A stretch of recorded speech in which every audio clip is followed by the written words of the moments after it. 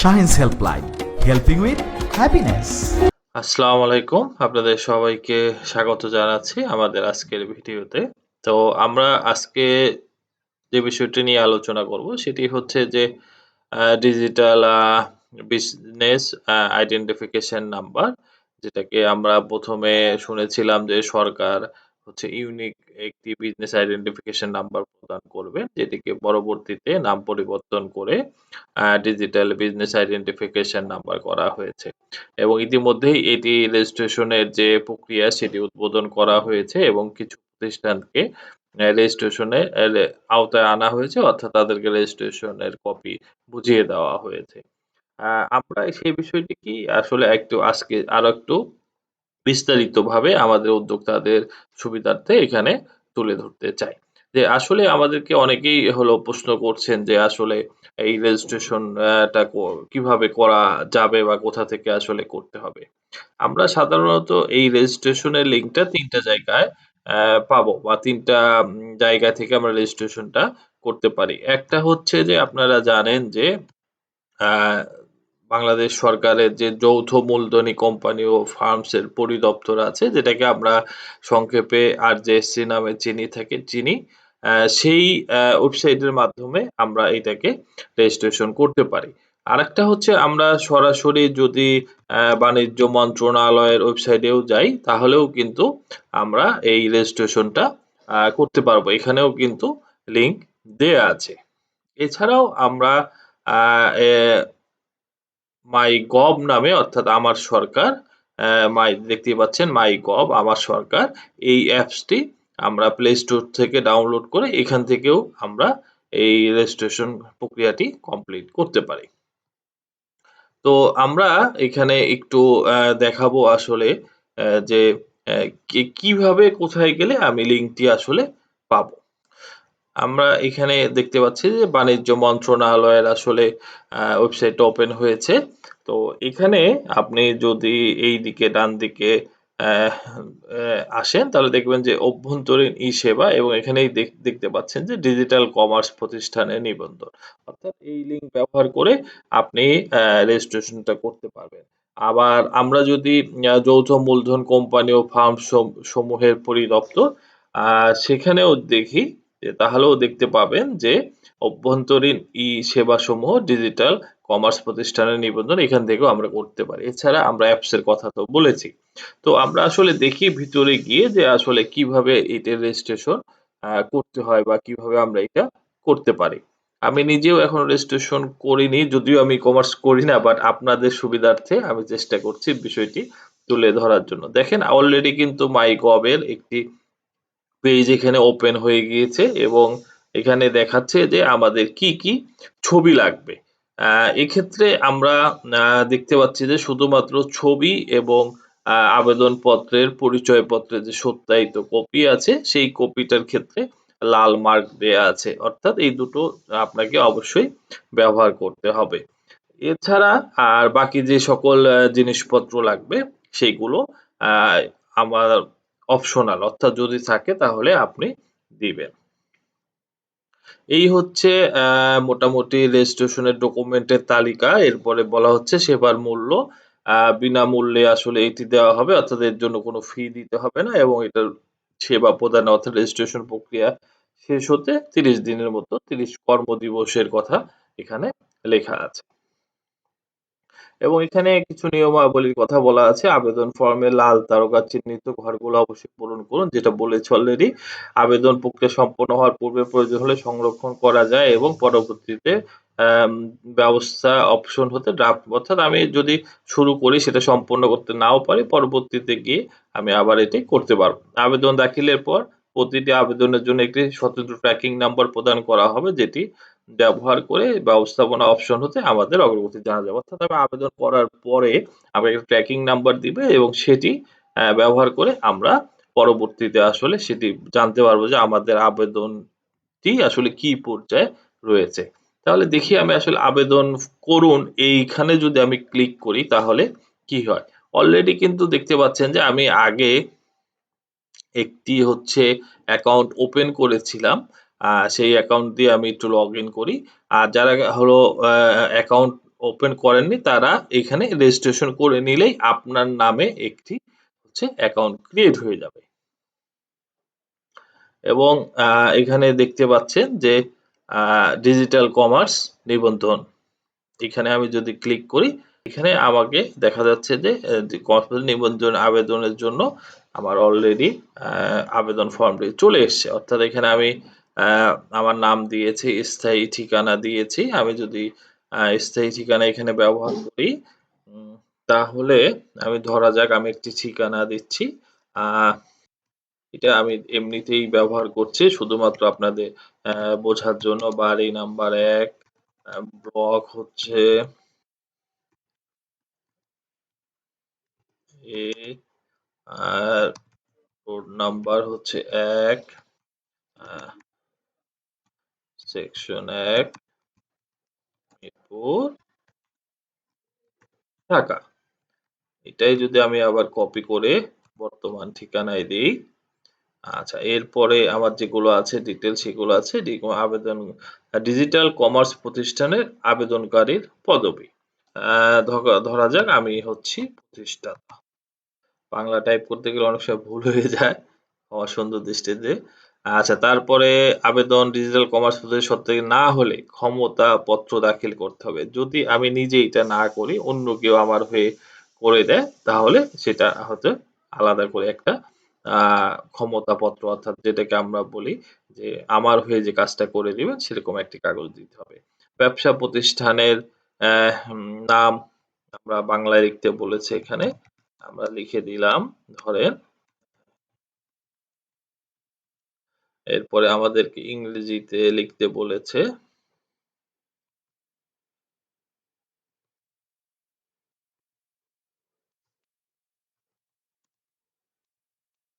আচ্ছা, আমাদের যদি ওয়েবসাইট থাকে তাহলে সেই ওয়েবসাইটের ঠিকানা দিতে বলেছে।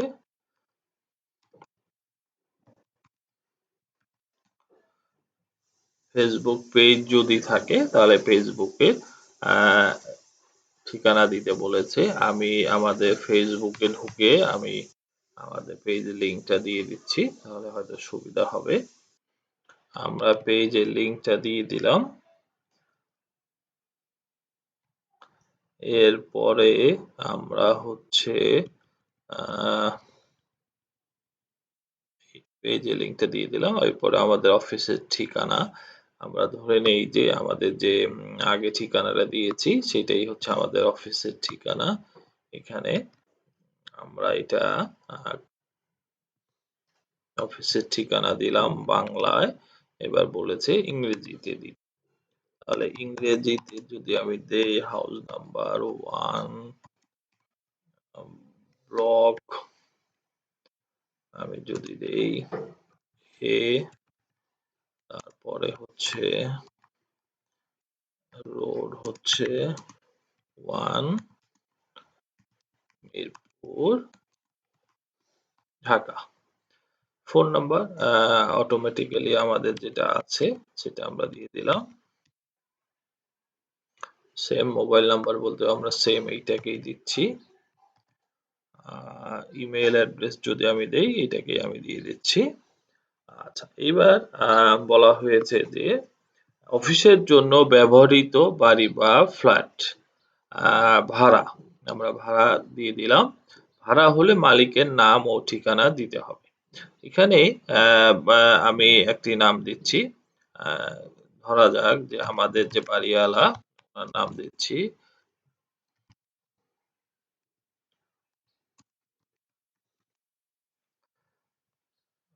আমরা বলেছি যে ১ আ ১ রাস্তা নাম্বারও ১ ওয়ার্ড নাম্বার হচ্ছে আমরা বলেছি ১ থানা হচ্ছে এটা যেহেতু মিরপুর এটা আমরা মিরপুর দিচ্ছি। আর জেলা হচ্ছে এটা আবারও ফোন নাম্বার দিতে বলেছে। আমরা যেটা আগের ফোন নাম্বার ছিল সেটাই আবার দিচ্ছি। মোবাইল নাম্বারও সেম। ইমেইল যেটা ছিল সেটাই আবার দিচ্ছি।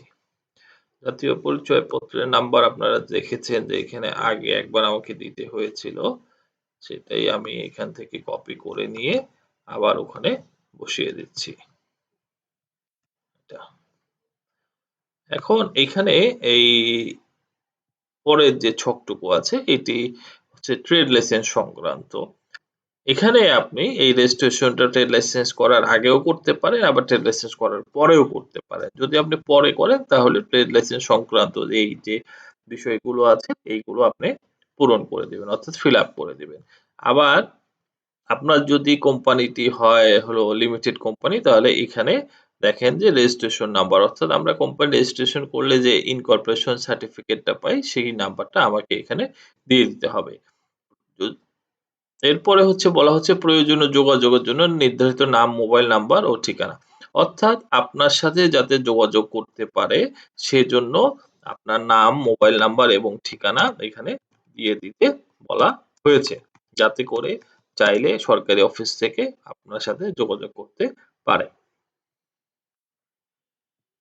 আমরা এখানে সুবিধার্থে একটা ঠিকানা ব্যবহার করেছিলাম। এটা আমি আবার এখান থেকে নিয়ে কপি করে দিচ্ছি। এটা আমাদের লাগবে না যেহেতু আমরা একটা প্রোপ্রাইটারশিপ বিজনেস রেজিস্ট্রেশন করছি। আর মোবাইল নাম্বার হচ্ছে আমরা দিয়ে দিচ্ছি। আচ্ছা। এখন বলেছে যে ডিজিটাল কমার্স প্রতিষ্ঠানের মালিকানার ধরন এখানে দেখেন এখানে কিন্তু আবার রেড মার্ক দেয়া আছে। তার মানে আমাকে অবশ্যই এটা পূরণ করতে হবে, ফিল আপ করতে হবে। সেখানে আমি সিঙ্গেল অর্থাৎ প্রোপ্রাইটারশিপ বিজনেসের এটা দিয়ে দিলাম। ডিজিটাল কমার্স প্রতিষ্ঠানের চেয়ারম্যান, ব্যবস্থাপনা পরিচালক এবং অন্যান্য পরিচালকদের নাম, ঠিকানা, জাতীয় পরিচয়পত্র নম্বর ও মোবাইল। যদি এইটা হচ্ছে রেজিস্ট্রেশন লিমিটেড কোম্পানি হয় তাহলেই আমার মনে হয় এই পদবিগুলো আমরা ব্যবহার করতে পারবো। তা না হলে কিন্তু সাধারণত প্রোপ্রাইটারশিপ বিজনেসে বা হচ্ছে পার্টনারশিপ বিজনেসে এইগুলো থাকে না। সো সেক্ষেত্রে আমার মনে হয় যেহেতু এখানে রেড মার্ক দেয়া নাই সো আমি আশা করি এইটা আমি পূরণ করতে পারবো। ব্যবসার ধরনে এখানে বলা হয়েছে আইটি ব্যবসা। ঠিক আছে? এবং এছাড়াও আমাদের কয়েকটা আমি ক্যাটেগরি দেখতে পাচ্ছি খুচরা বিক্রেতা, পাইকারি বিক্রেতা, রাইড শেয়ারিং, ফুড, এগ্রিগেটর, অন্যান্য আছে। সো আপনি যেকোনো একটা দিতে পারেন। আমি আইটি ব্যবসাতে আপাতত দিচ্ছি। ব্যবসা শুরুর আ বছর। এটা ইনপুট দিতে একটু সমস্যা হচ্ছে মনে হয়। একটু আমরা সময় নেই। ব্যবসা শুরুর বছরটা যেহেতু রেড স্টার দেয়া আছে সো এটা আমাকে ফিল আপ করতেই হবে আদারওয়াইজ আমি আগাতে পারবো না। উম, আমরা এইটা কোনো কারণে ইনপুট দিতে পারছি না দেখা যাক আমরা একটু আগাই দেখা যাক কি হয় যদি আপনার ভ্যাট নিবন্ধন নাম্বার থাকে তাহলে দিবেন যদি টিন সার্টিফিকেট থাকে আয়কর নিবন্ধন থাকে অন্যান্য তথ্য যদি আপনি দিতে চান তাহলে দিতে পারেন এবং এখানে বলা হয়েছে আমি এই মর্মে ঘোষণা করছি আবেদনে উল্লেখিত সকল তথ্য ডিভিশনাল কর্মচারী এবং ডিজিটাল কমার্স প্রতিষ্ঠান এত দেশে প্রদত্ত আইন মেনেই চলছে এবং বাধ্য থাকিব। এবং দেখেন আমার নামটা অলরেডি কিন্তু চলে এসছে এখানে।